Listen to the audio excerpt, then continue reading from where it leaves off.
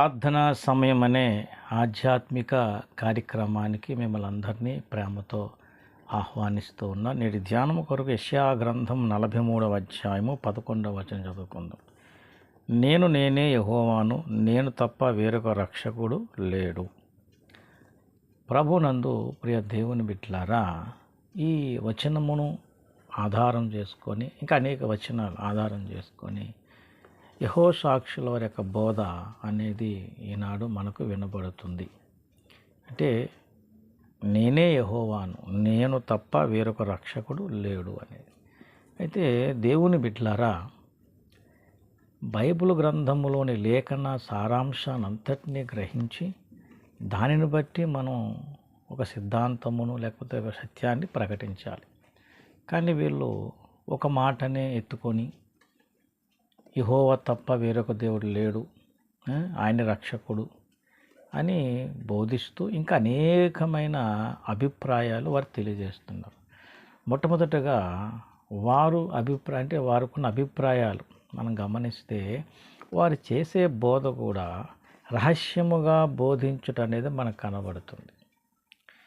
వాళ్ళు నమ్మిన సత్యాన్ని ధైర్యముగా తేటగా ప్రకటించకుండా ఎట్లా అంటే గృహాలు దర్శిస్తూ వాక్య పరిశోధన చేద్దాము అని మొదటగా మాట్లాడుతూ అలాగ అనేకమైన విషయాలు వారి వాక్యాలను తెలియజేస్తూ వారిలో ఉన్న అభిప్రాయాన్ని మెల్లిగా వారికి తెలియజేస్తూ ఉంటారు. అంటే మొట్టమొదట ఎలా పరిచయం పెంచుకుంటారు అంటే, ఇదిగో లేఖన పరిశోధన చేద్దాం, రెండు వాక్యం పరిశోధన చేద్దాం అన్నప్పుడు తప్పకుండా మరి ఇష్టపడతారు కదా. అలాగున వారు రహస్యముగా వారు నమ్మినటువంటి విషయాలను తెలియజేయటానికి ప్రయత్నిస్తూ ఉంటారు. ఇంతకు వారు చెప్పే విషయాల్లో వాక్యానికి విరోధంగా చెప్పే సంగతులు ఏమిటి అని అంటే, మొట్టమొదటగా వారు దైవత్రిత్వాన్ని అంగీకరించరు. ఇది బాగా మనం అర్థం చేసుకోవాలి. పరిశుద్ధాత్మ దేవుని ఒక వ్యక్తిగా కానీ ఆయనలో దైవత్వం ఉందని కానీ వారు నమ్మరు. దైవత్రిత్వాన్నే వారు అంగీకరించారు. మరొక మాట ఏంటంటే, యేసు ప్రభు వారు శరీరముతో పునరుద్ధానము చెందాడని కూడా వారు నమ్మరు. అంటే యేసు ప్రభు పునరుద్ధానం చెందాడంటారు కానీ శరీరముతో పునరుద్ధానము చెందినట్టుగా వారు నమ్మరు. వాళ్ళు ఎలా నమ్ముతారంటే ఆత్మలో పునరుద్ధానం చెందారంటారు. ఇలాగా వారికి అనేక అభిప్రాయాలు ఉన్నాయి. అలాగే మరి యేసు ప్రభు వారు అంటే యేసయ్యనందు విశ్వాసం నుంచి రక్షణ పొందిన పరిశుద్ధులు అంటే పరిశుద్ధులకు శరీర పునరుద్ధానం ఉంటుంది అనేది కూడా వారు అంగీకరించారు. ఏమండి, అలాగే యేసయ్య రెండో రాకడ విషయంలో దృశ్యరూపిగా ఆయన మరలా రెండోసారి భూమి మీదకి వస్తాడు అనే విషయాన్ని కూడా వారు నమ్మరు. ఇంతకు వారు యేసయ్య రెండో రాకడ గురించి ఏం చెప్తారంటే 1914వ సంవత్సరంలోనే యేసయ్య రెండో రాకడ జరిగిందని అంటారు.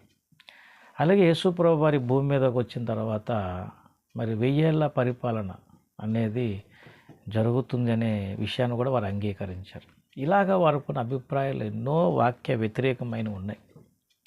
అలాగే నరకమును గూర్చి కూడా ఒక అభిప్రాయం ఏంటంటే యుగయుగాలు మండుతున్న అగ్నిగుండం అనేది ఒకటి ఉంది అనే మాట వారు అంటే వారు అంగీకరించరు దాన్ని. యుగయుగాలు ఆరని అగ్నిగుండం ఉన్నది అనే దాన్ని వారు నమ్మరు. అలాగే రక్షణ కూడా యేసయ్య శిలువ యజ్ఞం మీద ఆధారపడి దేవుని యొక్క కృప మీద అంటే ఆయన కృప చేత మనం రక్షింపబడతాం అనే విషయాన్ని వారు అంగీకరించరు. కానీ క్రియల ద్వారా రక్షణ అనే మాట నమ్ముతుంటారు. ఇదంతా వరకు వాక్యానుసారం యేసుప్రభు శిలువలో కాచిన రక్తము ద్వారా కడగబడి ఆయన కృపచేతనే మనం అంటే మీరు విశ్వాసం ద్వారా కృపచేత రక్షింపబడని లేఖనం చెప్తుంటే క్రియల ద్వారా రక్షణ అనేది వారు నమ్ముతుంటారు. ఇలాగున అనేకమైన వాక్య వ్యతిరేకమైనటువంటి అభిప్రాయాలు వారికి ఉన్నాయి. ఏమండి, కాబట్టి యెహోషాక్షుల బోధ వలన మన రక్షణ కొనసాగించగలమా? ఏమండి, త్రిత్వాన్ని వారు అంగీకరించినప్పుడు, యేసయ్య శరీరంతో పునరుద్ధానం చెందడనే వారు అంగీకరించినప్పుడు, రక్షణ మన క్రియల మీద ఆధారపడి ఉందని మరి చెప్పినప్పుడు ఎన్ని విషయాలు వాక్యానికి వ్యతిరేకంగా ఉన్నాయి చూడండి. ఒకటా రెండా అన్నీ దాదాపుగా వారు చెప్పేది. అందుకనే యెహోషాక్షుల బోధ వలన మనకు రక్షణ కొనసాగించలే కనుక అది ఒక దుర్బోధగానే మనం గ్రహించి ఆ బోధలో మనం పడిపోకుండా జాగ్రత్త పడాలి. ఇది మనం గ్రహించవలసిన విషయం. కాబట్టి దేవుని బిడ్డలారా, ఇంకా ఎన్నో విషయాలు వారు తెలియజేస్తూ ఉంటారు. కానీ ముఖ్యమైన సంగతులుగా ఈ విషయాలు మనం గ్రహించాలి.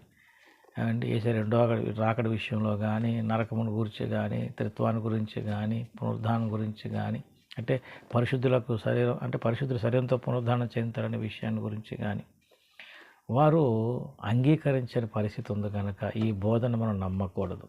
కనుక ఈ సందేశం వింటున్నవారు ఇంకా మీరు పరిశోధన చేసి తెలుసుకొని సత్యాన్ని గ్రహించండి. దేవుడు మీకు నా గట్టి కృపనిచ్చి కాపాడును గాక. ఆమేన్.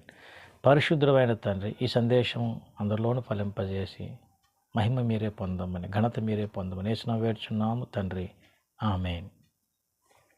అందరికీ వందనములు. దేవుని దీవించి ఆశీర్వదించును గాక. ఆమేన్.